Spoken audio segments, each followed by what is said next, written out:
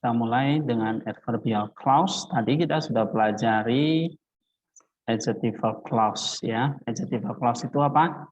Describe, explain, restrict a noun. Pronoun or other substantive itu adalah adjectival clause. Nah, sekarang adverbial clause ini adalah dependent clause, function like an adverb, ya, yaitu menjelaskan kata kerja. Menjelaskan kata kerja. Ini, nah strukturnya ada 4 infinitive clause, adverbial participial clause, conjunctive clause, dan relative pronoun. Ya. Nah, basic usage-nya, kalau dia menjelaskan kata kerja, bisa menjelaskan cause atau penyebab dari kata kerja itu. Ya. Misalnya, saya bekerja karena saya ingin mendapat pengalaman. Nah, misalnya gitu. Yang mana clause-nya? Iya, itu adverbial clause ya. Menjelaskan bekerja. Nah, saya bekerja itu apa? Independennya. Karena ingin mendapat pengalaman. Karena saya ingin mendapat pengalaman. Itu dependent clause yang disebut sebagai adverbial clause. Menjelaskan apa? Cause. Ya, alasan atau sebab. Ya, ini contoh infinitif. Misalnya kita buka Yakobus 4 ayat 2. Yakobus 4 ayat 2.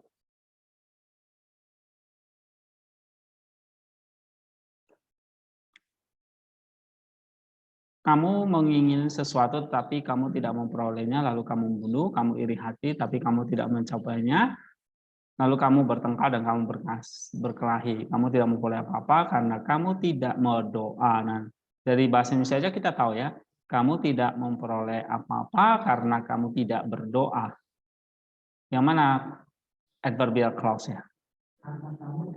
Iya, karena kamu tidak berdoa. Itu menjelaskan kata kerjanya tidak memperoleh. Ya. Nah, kita lihat Yunaninya. Klik kanan, lihat anti diagramnya, lihat infinitifnya di situ. Mana infinitifnya?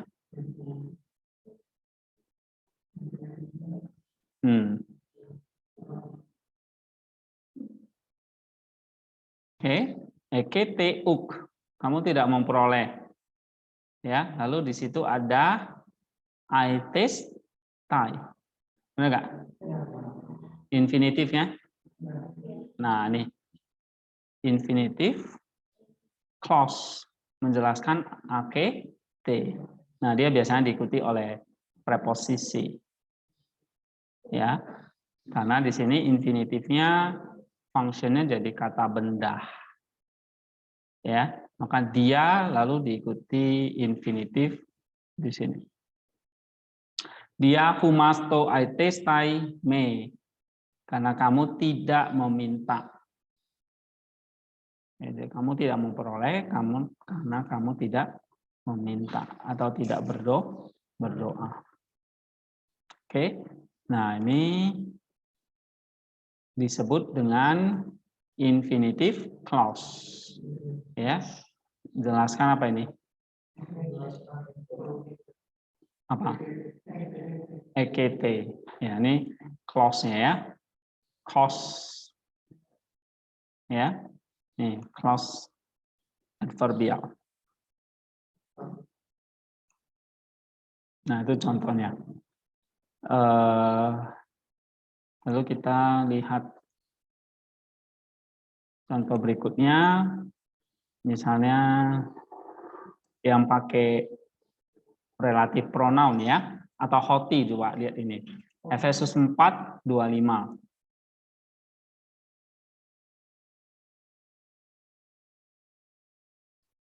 Efesus 4 ayat 25. Karena itu buanglah dusta dan berkatalah benar seorang kepada yang lain, karena kita adalah sesama anggota. Jadi kamu lihat di situ. Nah, dio ini apa? Dio, independennya, ya kan? Nah, tapi di bawah hoti, lalu diikuti oleh indikatif, ini anak kalimatnya, ya kan? Lalu apotemenoi, ini juga anak kalimat, ya. Ini prepositional phrase-nya. Jadi kamu lihat ini satu, lalu kedua, ya. Nah, yang ini bukan anak kalimat. Ini namanya prepositional phrase, frasenya. Yang ini baru klausanya, ya. Nah, klausa hoti ini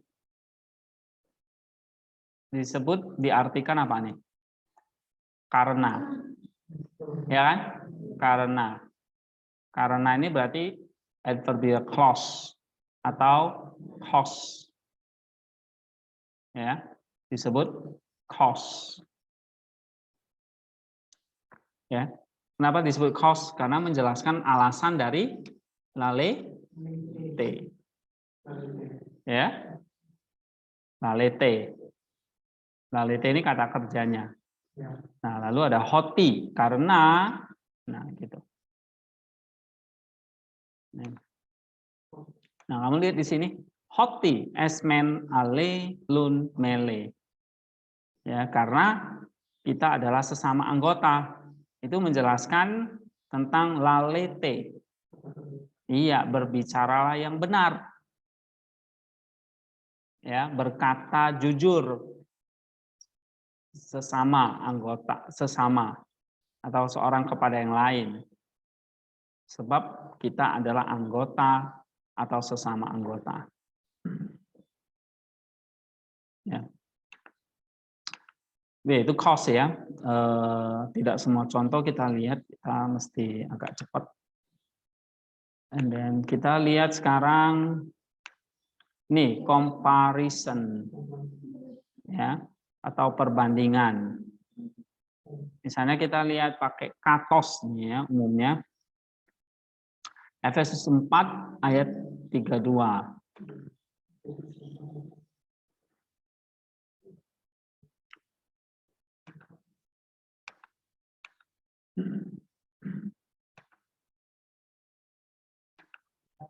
Nah, di situ ada kata katos kan. Katos itu menjelaskan apa? Perbandingan.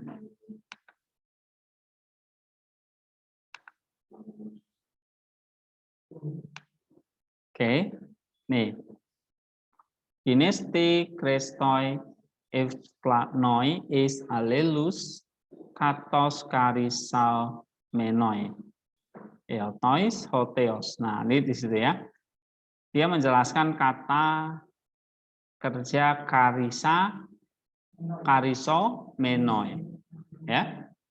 Nih, di sini kariso menoi itu mengampuni.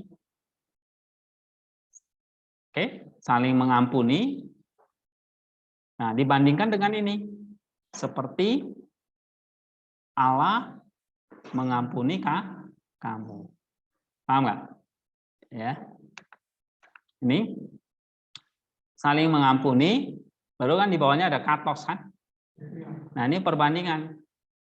Kita mengampuni dibandingkan dengan ini, Allah mengampuni kamu di dalam Kristus. Maka kita juga mengampuni. Oke, dia pakainya katos. Nah, katos itu membandingkan. Ya. And then coba pakai yang relatif pronoun hosos ya. Kita buka Roma 6 ayat 2.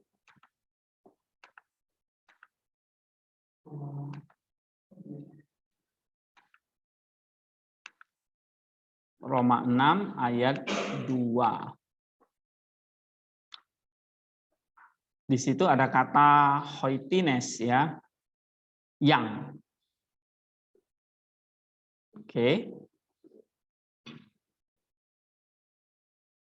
Sekali-sekali tidak, bukankah kita telah mati bagi dosa?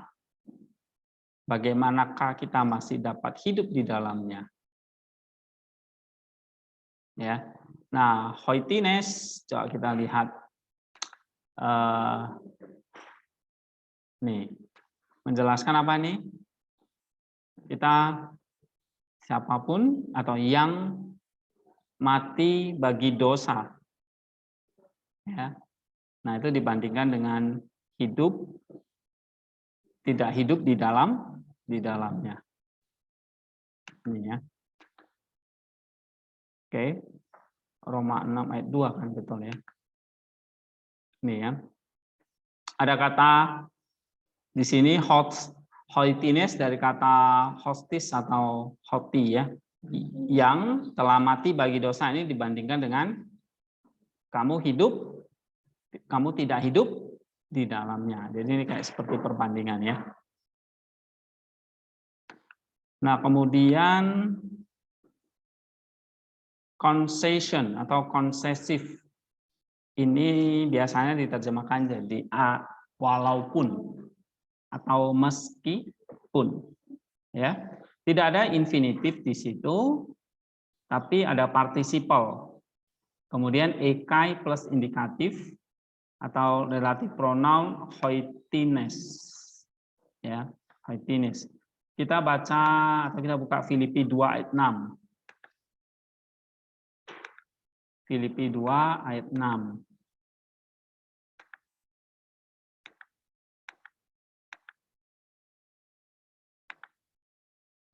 Hos, nah, udah kan? Hos and morpheteu.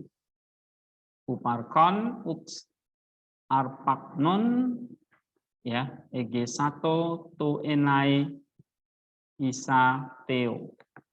Nah, kita lihat hostnya itu artinya di situ walaupun jadinya.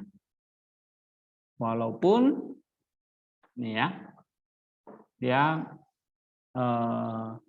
Kristus Yesus walaupun yang dalam rupa Allah. Nah, itu maksudnya. Ya, ini kan LAI terjemahkan jadi apa? Walaupun dalam rupa Allah. Oke. Nah, ini contoh yang pakai participle host.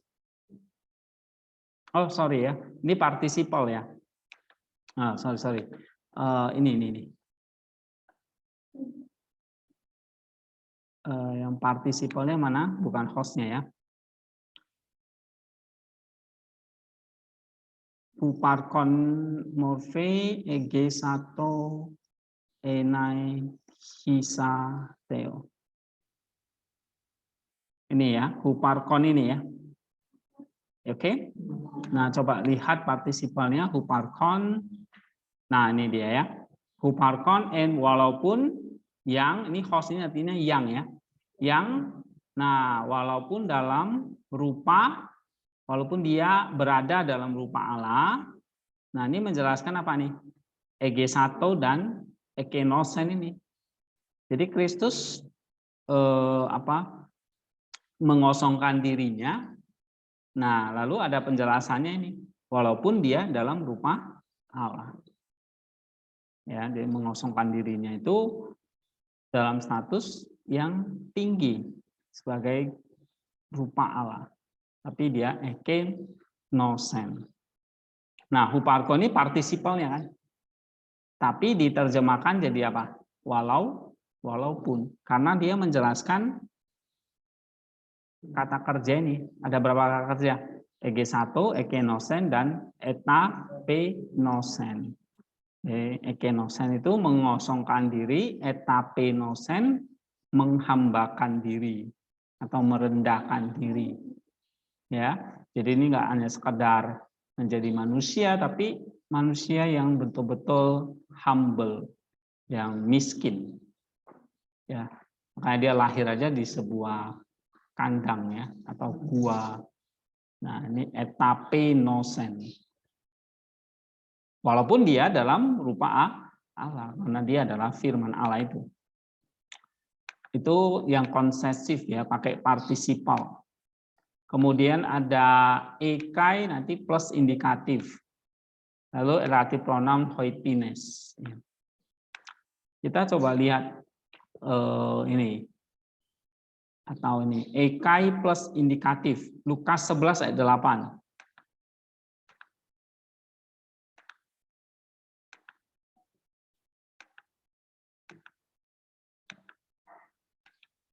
Lukas 11 ayat 8, di situ ada kata ekai. Ya kan? Lalu diikuti indikatif. Nah, itu menjadi walaupun atau meskipun. Ya. Nih, mana nih? Ekai, ada kan? Ekai, lalu indikatif dose, walaupun atau meskipun. Nah, ini menjelaskan kata dose. Ya kan? Nah, kalau ini terjemahkan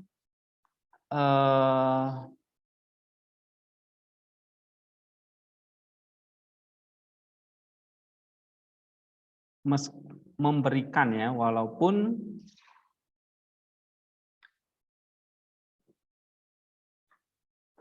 dia tidak akan bangun dan memberikan kepadanya meskipun, nah gitu ya, meskipun di situ apa? Meskipun dose auto anastas. Ya. Nah, LAI menterjemahkan do, ini ya, meskipun, atau LAI terjemahkannya apa? Sekalipun, ada kan? Ya, sekalipun dia tidak bangun dan memberikannya kepada orang itu, ya, ia akan bangun juga. Meskipun dan memberikannya kepada yang diperlukan. Nah, ini ada kata meskipun ya. Kemudian contoh lain, relatif pronoun hoitines. Coba buka Yakobus 4 13 sampai 14. Yakobus 4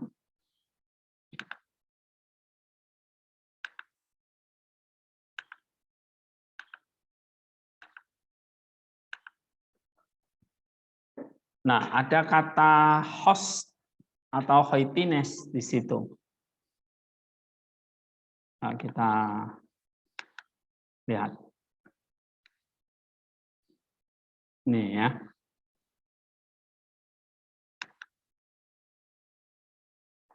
Ya kan, ada hoitines kan? Menjelaskan kata apa? Hoitines ini kata kerja meskipun, nah di situ ya.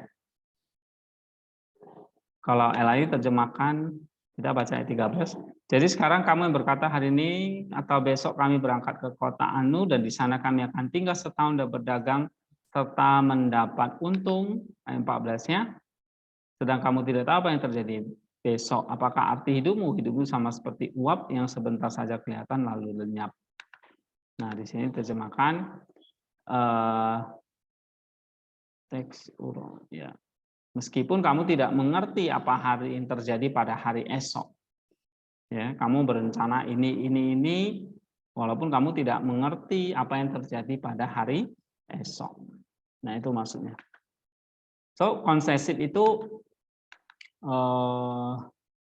diterjemahkan walaupun, meskipun ya. Nah, kemudian ada yang keempat, condition. Ya, kondisi atau syarat ini. Nah, kita lihat contoh Ibrani 2 ayat 3. Coba buka Ibrani 2 ayat 3.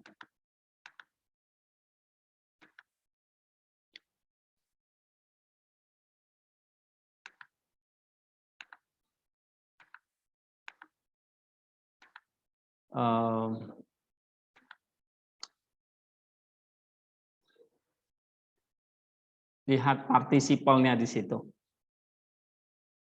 Bagaimana kita akan luput jikalau kita menyayangkan keselamatan sebesar itu yang mula-mula diberitakan oleh Tuhan dan oleh mereka yang telah mendengarnya kepada kita dengan cara yang dapat dipercayai.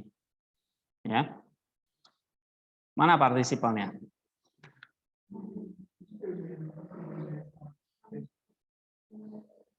Apa? Amelesantes. Nah, itu menjelaskan exeuzometa. Ya kan? Ini gar menandakan apa?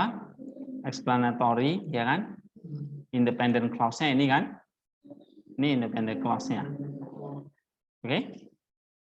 Nah, ini kami exeuzometa.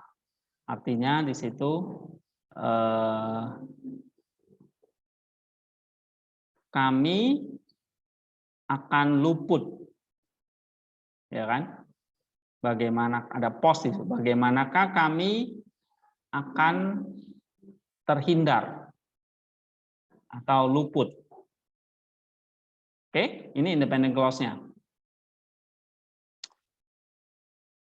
Lalu di bawahnya ada amelesantes. Nah, ini participle.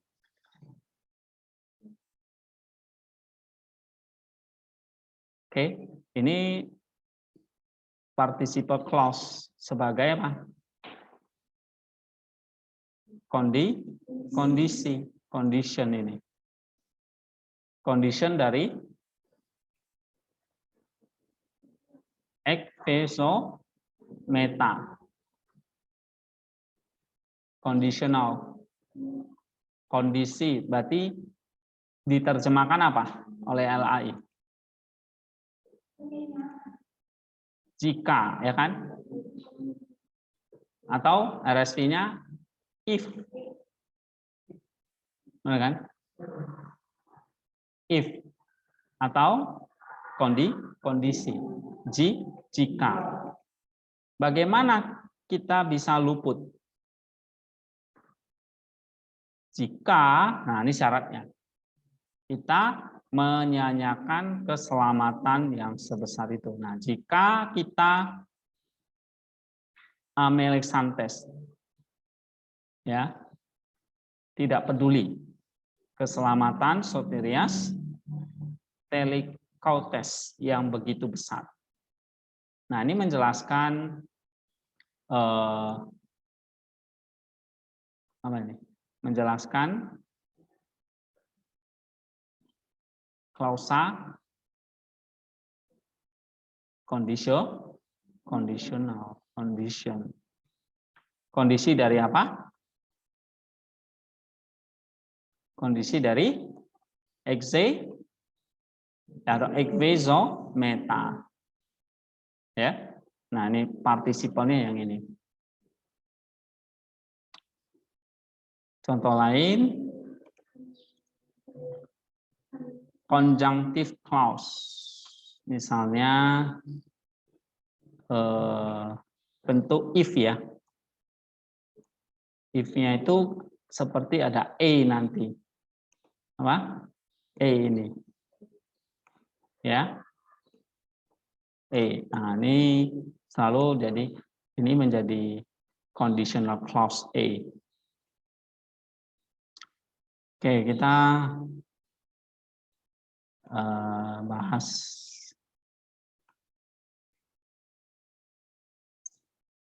clause yang lain.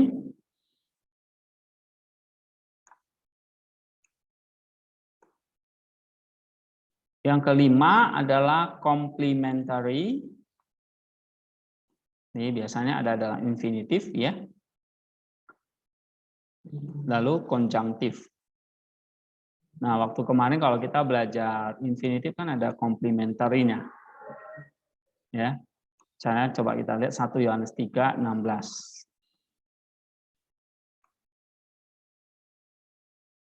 1 Yohanes 3:16.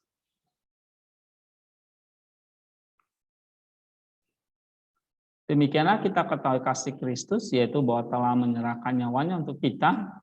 Jadi kita pun wajib menyerahkan nyawa kita untuk saudara-saudara kita. Nah, cek coba yang mana komplementarinya, atau infinitive clause-nya.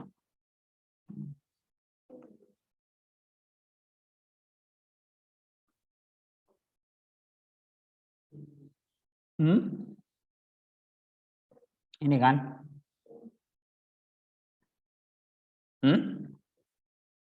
Hot ini bukan. Ini ya, T9.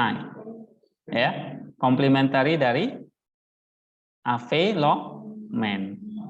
Ya, avelomen. Pelengkap artinya. Ya, kita apa? Harus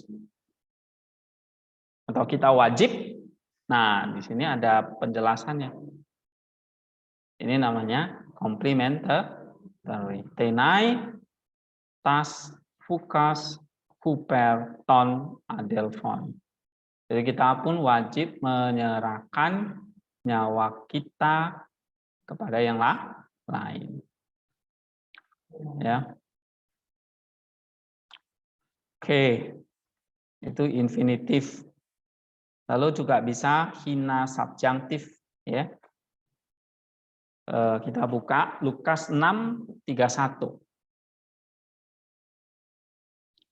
Lukas 6:31.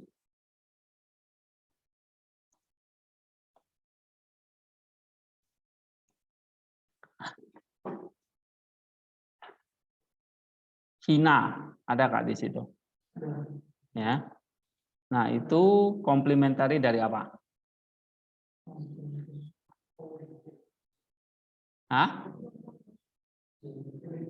Telete, ya kan? Katos telete menginginkan antropoi poiusin humin. Ya, menghendaki apa ini? Oh, supaya orang berbuat kepadamu. Ya, menghendaki orang lain berbuat kepadamu. Maka perbuatlah itu kepada mereka. Jadi apa yang kamu kehendaki orang lain perbuat kepadamu, perbuatlah itu juga kepada mereka. Jadi kalau kamu ingin dihargai, ya kamu menghargai orang lain gitu maksudnya. Ya, kalau kamu ingin dihormati, kamu juga harus menghormati. Ya. Nah, ini yang kita sebut sebagai complementary.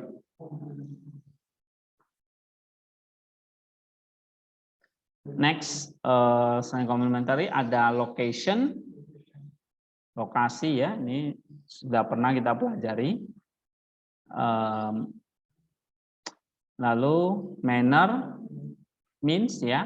Di infinitif ada manner kan, participle juga. Nah, sekarang kita lihat yang relatif pronoun aja. Hon, Kisah 1 ayat 11.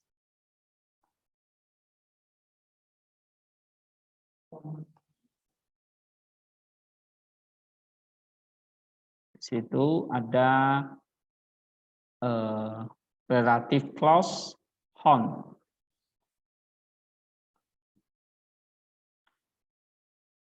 See?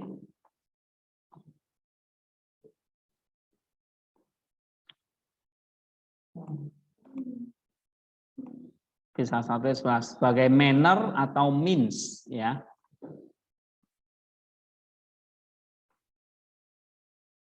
Mana?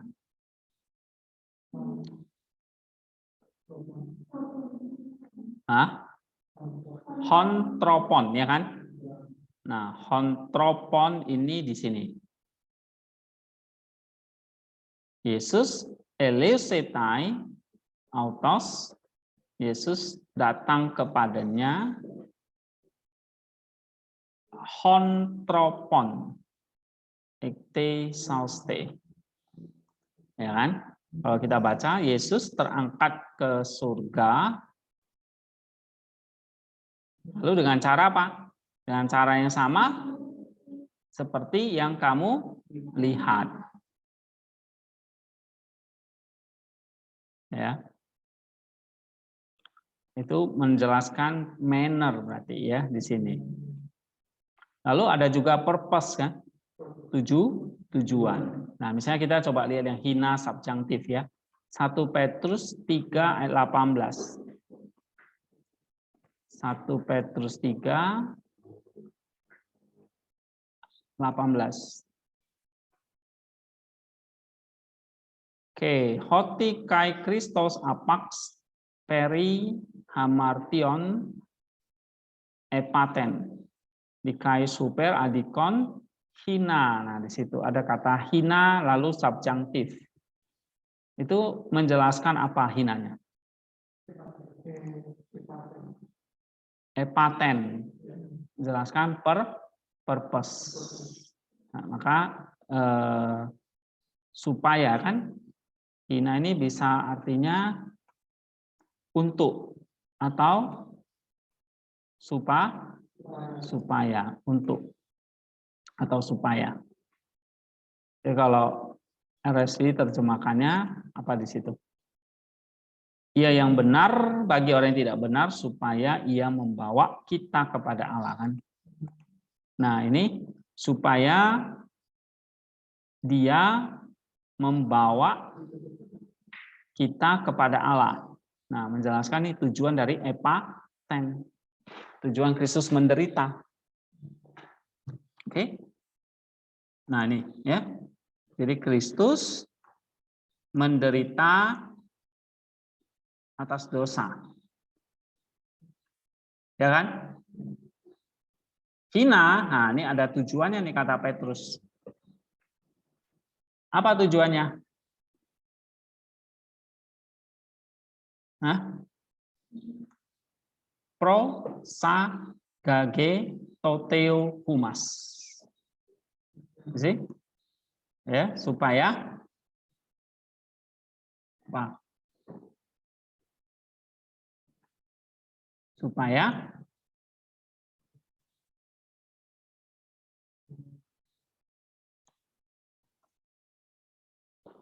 apa? Nah, ini prosa gage. Ya kan? Nih.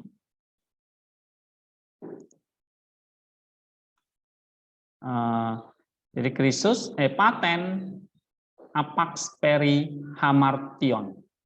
Nah, artinya di sini Kristus menderita bagi segala dosa kita, epaten, lalu ini dikaios huper adikon, terus ini sama dengan dia benar bagi orang-orang yang tidak benar, ya. Kristos apax peri hamartion epaten. Kristus menderita bagi segala dosa kita. Nah, tujuannya apa? Hina, humas, prosa, gage. Ya, supaya dia membawa kita kembali kepada Allah. Nah, kamu perhatikan di sini.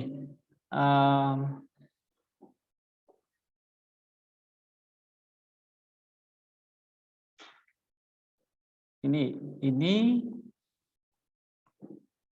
disebut sebagai adverbial clause. Lalu adverbial clause ini juga ada anak kalimat lagi. 1, 2.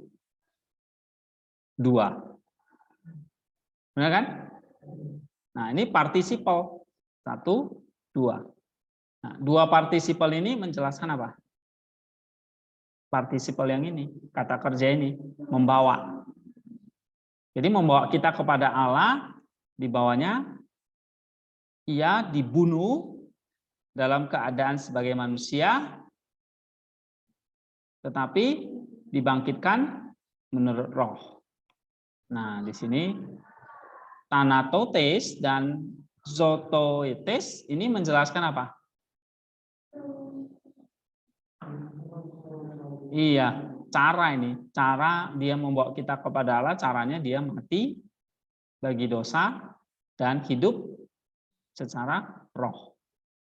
Ya, ia dibunuh dalam keadaan sebagai daging manusia, tapi dia dibangkitkan. Ya, zoepoites, dia dibangkitkan oleh roh. Ya. Nah, ini dua-dua ini adalah participle clause menjelaskan ini. Nah, ini menjelaskan cara membawa kita kepada Allah itu adalah dia harus mati di atas kayu salib dan dia bangkit. Kematian dan kebangkitannya itu adalah cara dia untuk membawa kita kepada Allah. Nah, ini kan sudah satu doktrin ya. Nah, waktu kalian bahas ini, 1 Petrus 3 ini, nah kalian bisa lihat teks aslinya dan bisa menjelaskan. Ya, Kristus mati bagi dosa. Ini sama dengan orang benar mati bagi orang tidak benar. Epaten kan? Kristus orang benar mati atau menderita untuk segala dosa. Ini sama dengan orang benar menderita untuk orang yang berdosa atau tidak benar. Nah, Kristus mati bagi dosa, hina. Nah, di sini ada kata hina. Adverbial clause, purpose, supaya dia membawa humas manusia itu toteo kepada Allah. Nah, prosagage atau prosago. Prosago itu kayak membawa, mempersembahkan gitu. Ya. Ya, maka ada kata-kata Kristus datang supaya manusia, Kristus jadi manusia supaya manusia bisa jadi seperti dia. Itu. Atau Kristus mati dan bangkit supaya kita juga bisa menuju kepada Allah. Nah, waktu dia membawa kita kepada Allah, di sini ada Thanatois dan Zoepoites. Ya kan? Dua ini kan? Nah, dua ini kan partisipal lagi kan? Nah, partisipal apa ini? Adverbial. Karena menjelaskan membawa. Nah, menjelaskan apanya nih? Caranya, mannernya. Jadi untuk membawa kita kepada Allah, dia harus caranya bagaimana? Mati secara daging, dihidupkan oleh roh. Artinya dia mati dan bangkit. Ya. Nah, baru Paulus jelasin, Petrus jelasin roh inilah, dia jelasin lagi ho ini. Ini ho ini berarti anak kalimat lagi. Anak kalimat apa ini? Menjelaskan tentang roh ini. Berarti ini klausa apa? Adjektif, betul. Karena menjelaskan kata benda. Ya kan? Roh yang bagaimana ini? Ekerusen. Ya. Roh yang ini ya. Kita masuk ke ayat 19. Di dalam roh itu ya, di dalam roh itu dia pergi memberitakan Injil kepada roh-roh yang di penjara atau Hades. Ya. Nah, dia memberitakan ekerupsen. Jadi yang di dalam roh itu dia memberitakan di dalam roh itulah, di dalam Roh Kudus itulah dia memberitakan atau dia pergi memberitakan apa? Epitismaipote kepada orang-orang yang tidak percaya. Ya.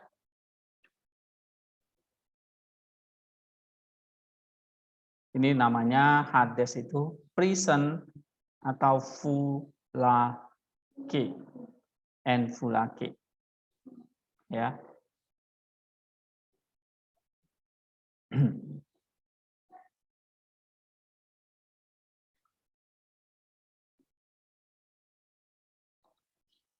Oke, kita lanjut contoh lain. Ini tadi purpose ya. Coba kita lihat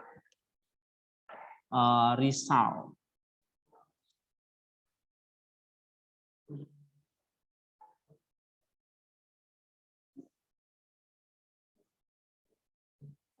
Atau hasil. Nah, misalnya kalau infinitive participle ini udah pernah. Ini hina tadi juga. Sekarang kita coba lihat relatifnya.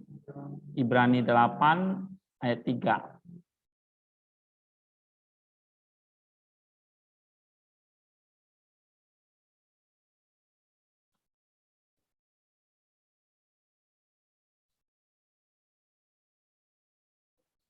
Yang mana relatifnya? Coba lihat.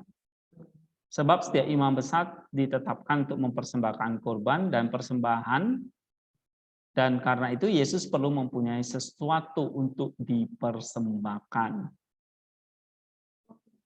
Ya, kita lihat di sini anti diagramnya. Gar ini berarti explanatory, ini independent clause-nya, ya kan? Ini independent clause-nya di sini. Nah, baru di bawahnya ada hoten, benar nggak? Nah, hoten itu adverb ya kan? Lalu ada di situ anak kayon, ya. Lalu selain itu apa lagi? Ada ho, ya kan? Nah, ho ini menunjukkan apa? Relatif pronoun ini, ya. Ho, jadi kalau kita lihat di sini, akriosis katistatai, imam besar, ya, karena setiap imam besar itu bertanggung jawab atau ditetapkan gitu ya.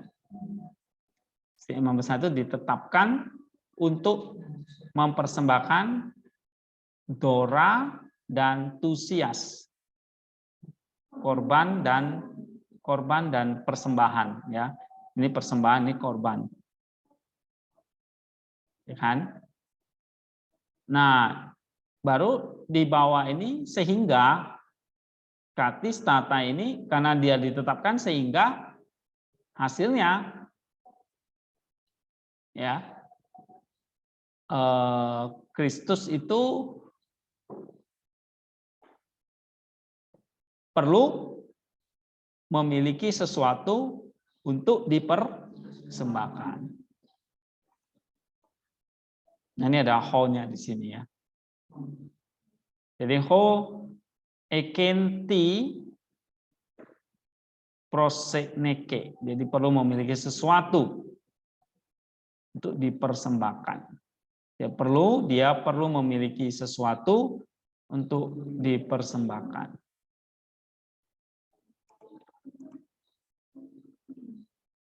Itu result. Nah, time itu ya kayak ada infinitive, kemarin kita ada pelajari, participle juga ya. Lalu ini ada hote, indikatif menyatakan waktu. Relatif pronoun pakai en ho atau af s. Ya. Nah, ini beberapa adverbial clause.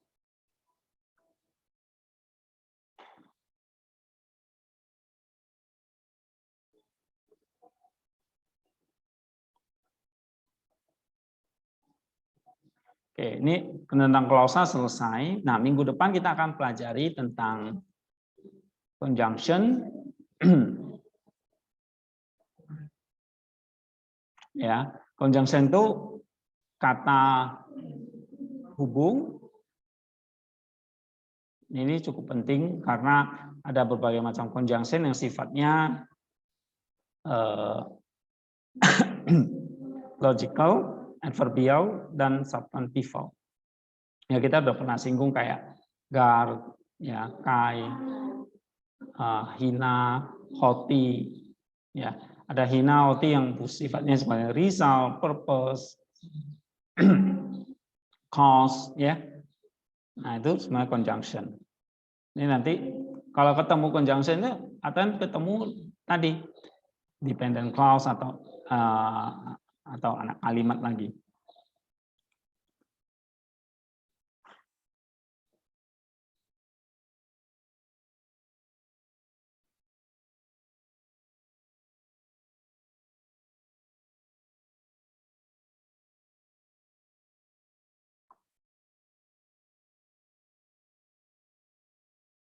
Oke, saya kasih soal ya.